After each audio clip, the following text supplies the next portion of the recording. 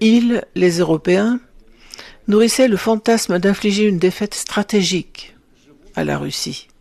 Et tous ces arguments que les responsables européens ne cessent de répéter montrent que certains d'entre eux sont encore prisonniers de ces illusions, même s'ils savent pertinemment que cette perspective est vouée à l'échec depuis longtemps et n'a jamais été réaliste.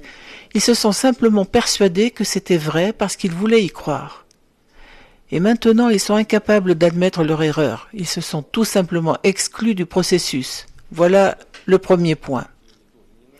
Deuxièmement, ils observent la situation actuelle, n'apprécient pas ce qu'ils voient, et, au lieu d'être utiles, ils entravent le travail de l'administration américaine actuelle et du président Trump, qui tente de parvenir à un accord de paix par la négociation.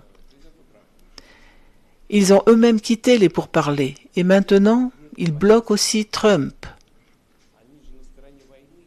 Troisièmement, ils n'ont aucun plan de paix. Ils soutiennent ouvertement la guerre. Et même lorsqu'ils prétendent proposer des ajustements au plan de Trump, leurs intentions sont évidentes. Chaque modification vise à saboter le processus de paix. Ils imposent des conditions que la Russie ne pourra jamais accepter, et leur plan consiste ensuite à lui imputer la responsabilité de l'échec. C'est toute leur stratégie, et nous le voyons clairement. Alors, s'ils veulent redescendre sur Terre et se confronter à la réalité du terrain,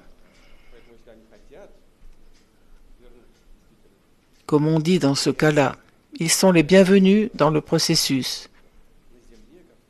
Qu'ils commencent